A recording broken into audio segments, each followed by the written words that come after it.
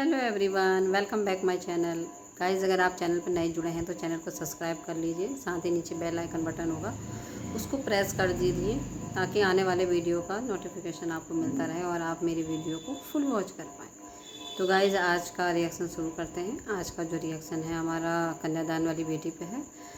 तो कन्यादान वाली बेटी ने अपने थंबनेल में बड़ा बड़ा डाला है कि अब किसी को भाई नहीं मानूंगी, मेरा एक ही भाई था।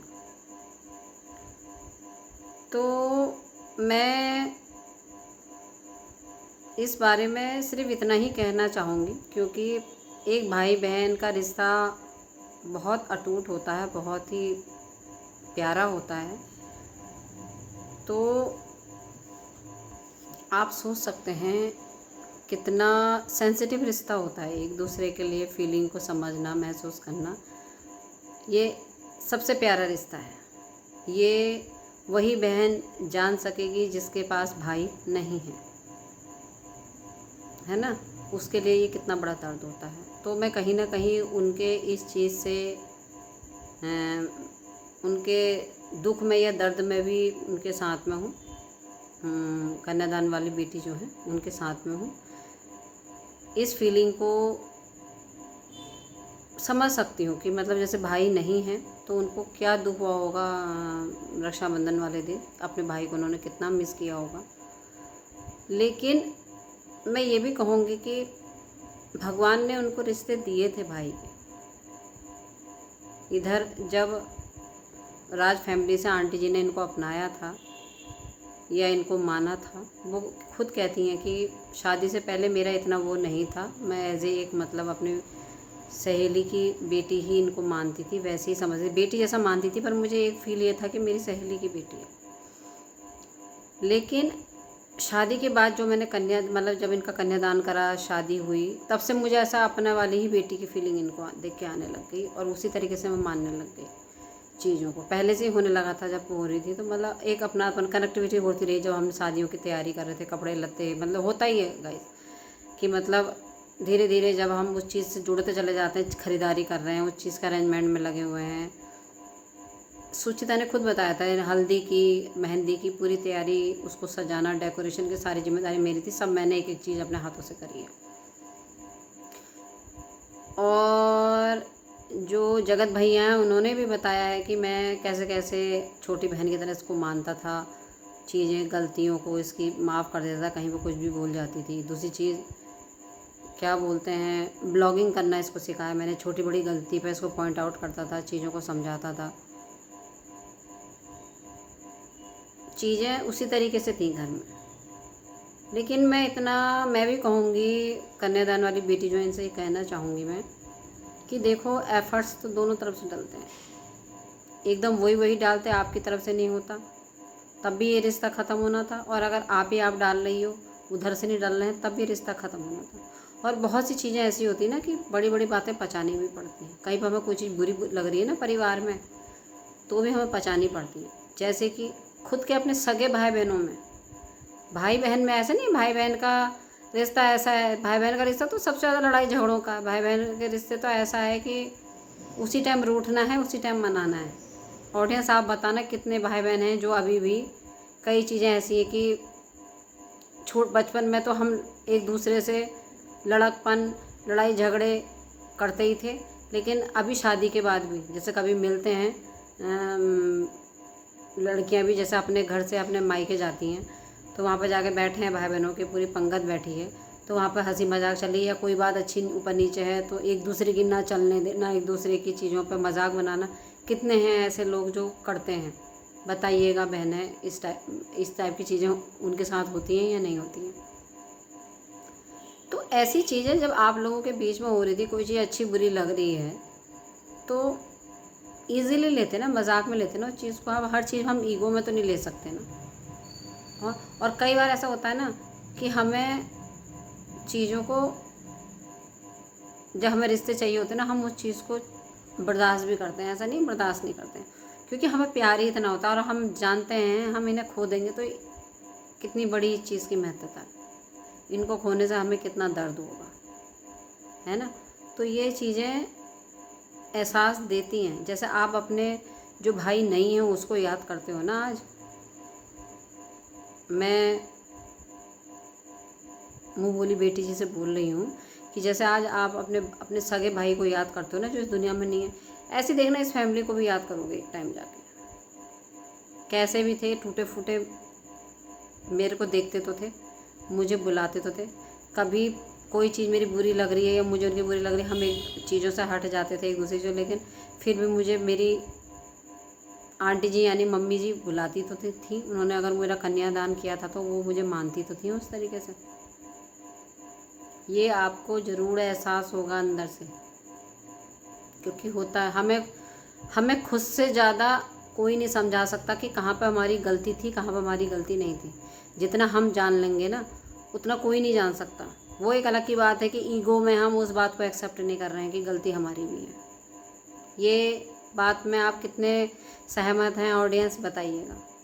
ये हमारी अंतरात्मा बहुत अच्छे से जानती है कि हम कहाँ पर गलती कर रहे हैं और हमसे क्या क्या मिस्टेक रही है। अगर सामने वाले परिवार वाले हमसे हटे हैं या हमारे लिए बोला है उन्होंने, तो हमारी भी मिस्टेक कहाँ कहाँ पर रही है ये हमसे ज़्यादा कोई नहीं जानता इस बात को। तो ये बातों का एहसास एक दिन तुमको ज़रूर होगा इस बात का कि मुझसे कहाँ पर गलतियाँ रही हैं।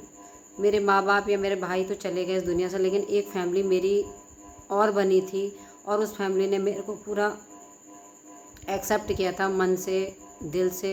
क्योंकि अगर दिल से नहीं किया होता ना आंटी और अंकल ने, तो तुम्हारा कन्यादान नहीं करते, क्योंकि वो तुम्हारे पास नहीं आए थे कि हमें तुम्हारा कन्यादान करना है। तुम गई थी उनके पास में कि मेरा कन्यादान कर दो। वो क्यों? क्योंकि तुम्हारी लव मैरिज थी, सभी शादी के खिलाफ थे। राजपूत फैमिली में तुम गई हो, सभी चीज़ के खिलाफ थे, है ना, हर चीज़ से।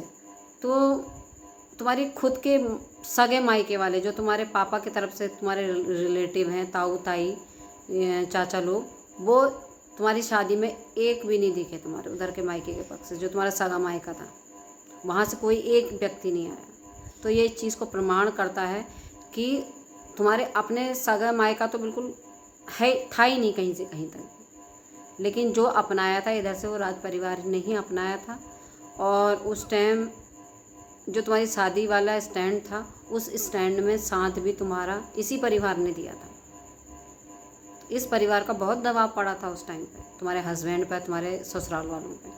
क्योंकि तुम्हारे हस्बैंड तो राजी थे तुमसे शादी करने के लिए, लेकिन तुम्हारे ससुराल वाले कहीं से कहीं तक राजी नहीं थे तुमसे शादी हो जाए करके। ये चीज़ को तुम भी स्पष्ट कर चुकी हो अपनी चीज़ों में, और उनके व्यवहार से भी, उनकी बातों से भी वो भी स्पष्ट कर चुके थे इस चीज़ को, है ना। तो इस चीज़ को शुक्र मनाओ कि यही परिवार था जो आज तुम अपने मनपसंद आदमी के साथ रह रही हो, अपने ससुराल में रह रही हो। अगर ये लोग उस टाइम खड़े नहीं होते ना, तो पता नहीं कितनी चीज़ कहाँ बिखराव में होती। तुम्हारा इस फैमिली ने कितना साथ दिया है ना, ये एहसास होगा तुमको धीरे धीरे, लेकिन समय आने पे। क्योंकि अभी नई नई शादी है, नए नए माहौल हैं, नए नए ससुराल वाले, नए नए माहौल के पति हैं। तो वो धीरे धीरे तुम्हें समझ में आएंगे कि पति का नेचर क्या है, मेरे ससुराल वालों का नेचर क्या है। क्योंकि अभी तो वैसे भी वो अच्छे ही हैं, और हम तो कहें अच्छे ही रहे वो आगे तक। क्योंकि चीज़ें बहुत कुछ हैं जो मैं नहीं कहना चाहती हूँ। बहुत सी चीज़ें ऐसी हैं कि जो वो कोऑपरेट करके तुम्हें चलते भी हैं, बताने की ज़रूरत नहीं है। नहीं तो कोई कैसी भी सास होगी, इतना तो चाहती है, इतना बिठा के खिलाने वाली कोई नहीं है। खासकर इस कलयुग में इतनी बिठा के खिलाने वाली कोई नहीं। सास को भी पता है मेरी बहू क्या कर रही है, क्या है क्या नहीं है, उसका अपना वजूद वो जानती है सास भी।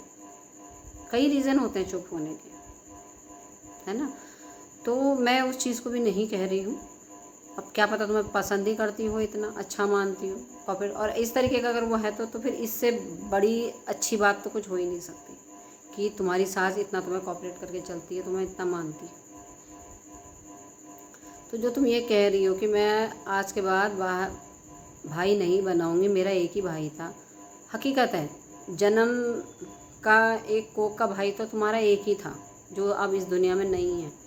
लेकिन कहते हैं ना, जन्म से ज़्यादा, कर्म से ज़्यादा धर्म का भाई ज़्यादा होता है। तो धर्म के भाई तुम्हारे थे जो तुम बनाई थी खुद से। तो इस फैमिली ने तुम्हें माना था, ऐसा नहीं है। तुम्हें लगता है कि मुझे नहीं माना, लेकिन इस फैमिली ने माना था तुम्हें। और कुछ एफर्ट्स अपनी तरफ से भी डालने होते हैं।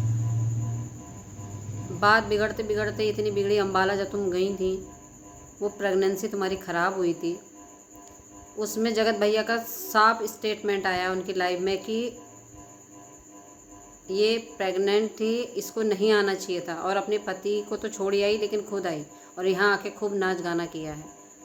क्या एक लड़की ऐसी नाच गाना करेगी जिसको डॉक्टर ने साफ हिदायत दी है कि या तो बच्चा ही बचेगा या माँ ही बचेगी? और जगत भैया ने खुद कहा है कि मेरे पास इस चीज़ का प्रूफ है पूरा, कि डॉक्टर ने पहले ही मना कर दिया था कि बच्चा और मामा से एक ही जना बच सकता है, इसलिए प्रेगनेंसी पॉसिबल नहीं है। इसलिए प्रेगनेंसी इनकी ख़राब हुई थी इतने नाच गाने से। ऐसे कौन करता है? जिसको पता है अपनी सेहत का, अपने शरीर का, तो वो इस तरीके से चीज़ें, हरकतें कैसे कर सकता है? और ब्लेम हमारे ऊपर डाल दिया गया कि इनके वहाँ जाके इनकी वजह से मेरा प्रेगनेंसी ख़राब हुई, मेरा मिसकैरेज हुआ। तो इतने बड़े एलिगेशन तुम लगाओगी तो कैसे रिश्ते बनेंगे बताइए? इसीलिए तो रिश्ते बिगड़े हैं धीरे धीरे धीरे। क्योंकि मैं बताऊँ ना, एक दिन गलत बोलने से रिश्ता ख़राब नहीं होता कोई भी।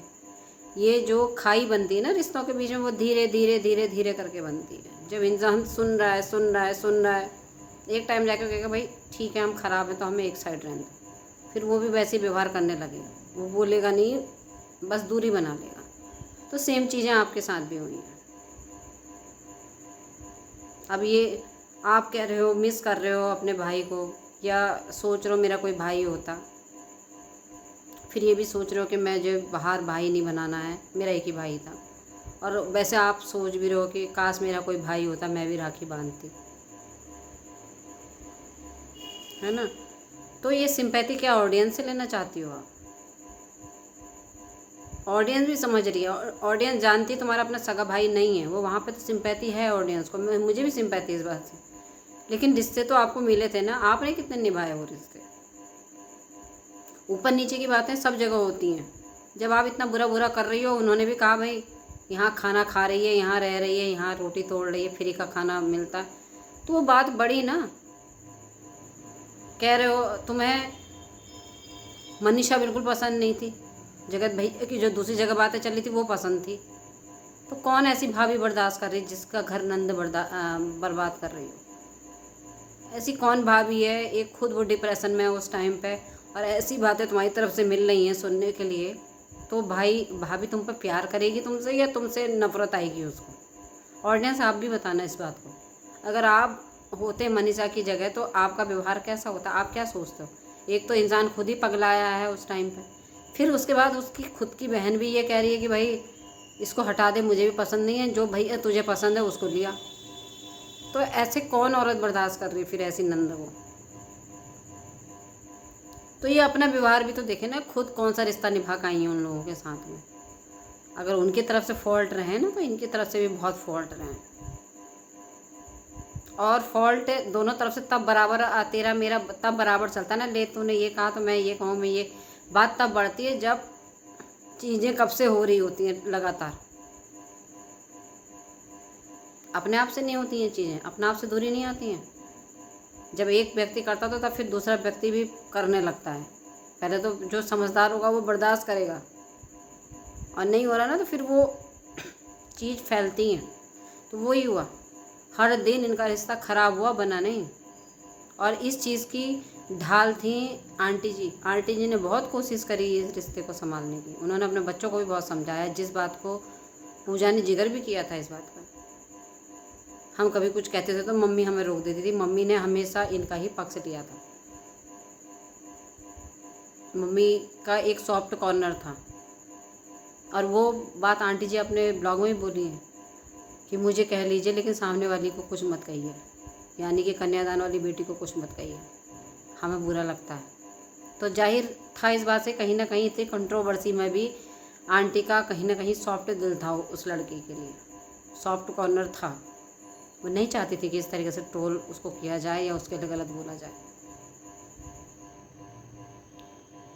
तो इससे ही अंदाज़ा लगा लेती वो परिवार है नहीं है। और इसके बाद भी अगर तुम माफ़ी मांग लेती ना अभी, जैसे वो ड्रामेबाजी तुमने अपनी उसमें करी एनिवर्सरी पे, कुछ नहीं हुआ, पहले तो अपने मुंह से सारी चीज़ें बोली, कमियां गिनाई, जैसे वो तुम्हारा आपस में चल रहा था दोनों परिवार का, इधर से तुम कह रही थी उधर से वो लोग कह रहे थे, चलो वहाँ तक भी चीज़ें रहती, कहीं कभी ना कभी चीज़ें ठीक हो जाती। लेकिन जब तीसरे व्यक्ति को तुम लाई हो जहाँ से तुमसे नहीं हुआ चीज़ें, तो फिर तुमने तीसरे व्यक्ति से ला के बेइज्जती करवाई है, इंसल्ट करवाई है, तो वो बर्दाश्त नहीं कर पाई है फिर वो फैमिली उसके बाद में, कि खुद तो कह ही रही है अगली और बाहर के आदमी से और कहलवा रही है। जिसमें आंटी ने ये भी कहा था कि तुम शांत होकर अपने ग्रस्त जीवन को संभालो, अपने पति को संभालो, अपने परिवार को संभालो, हमें कोई लेना देना नहीं, हम कोई ब्लॉग नहीं बनाएंगे, कोई मतलब नहीं है, हमारी तरफ से कोई बात नहीं है। लेकिन अगर तीसरा व्यक्ति बोलेगा तो मैं ज़रूर बोलूँगी, मैं ज़रूर जवाब दूँगी। तो ये आंटी ने क्लियर स्टेटमेंट अपने ब्लॉग में दिए हैं। तो इससे ये पता है ना कि संभालने तक उन लोगों ने पूरा संभाला है, लेकिन तुम्हारी चीज़ें नहीं संभल रही।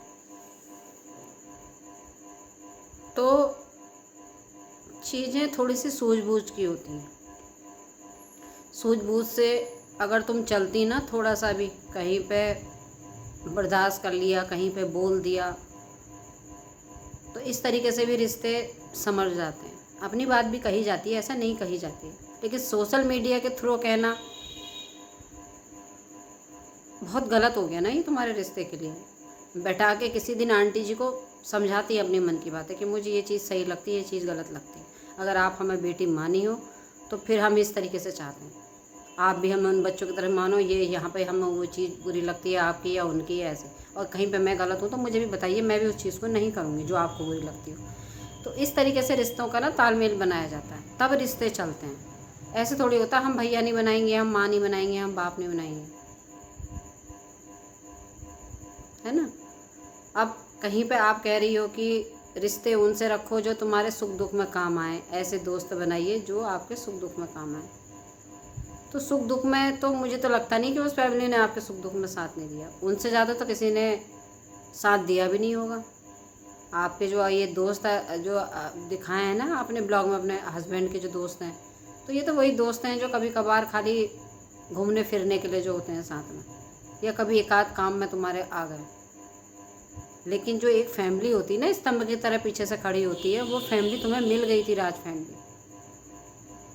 मैं देखो औरों की बात नहीं कर रही हूँ, लेकिन अंकल आंटी की मैं बात कर रही हूँ जो बहुत सपोर्ट करते तुम्हें। कम से कम माँ बाप तो मिलते ही तुम्हें, भाई बहन नहीं भी मिलते तो माँ बाप तो मिलते ही तुमको। माँ बाप वाले रिश्ते तो तुम्हें वो प्यार मिलता ज़रूर अंकल आंटी से, तुमने तो माँ बाप भी खो दिए।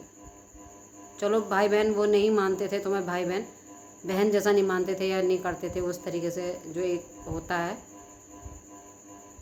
लेकिन अंकल आंटी ऐसा नहीं है। हर अगर रिश्ता उन्होंने कन्यादान किया था तुम्हारा, तो वो उस तरीके से बेटी की तरह तुम्हें निभाते भी। लेकिन तुमने तो अंकल आंटी से भी अपना ख़त्म कर लिया, ख़राब कर लिया। तो मैं यही कहूँगी, कन्यादान वाली बेटी से कमी दोनों तरफ से होती है, बस बर्दाश्त करने की चीज़ होती है। कुछ चीज़ें ऐसी होती हैं जो हमें पी जानी होती हैं। और रिश्तों में ऐसा नहीं कि तुमने मुंह बोले रिश्ते बनाए, उसी में ही तुम्हारी मजबूरी बन रही है पीने की, तभी रिश्ते चलेंगे। तो ये कैसे रिश्ते हैं जो हमें पीना पड़ रहा है गुस्से को या गलत चीज़ों को।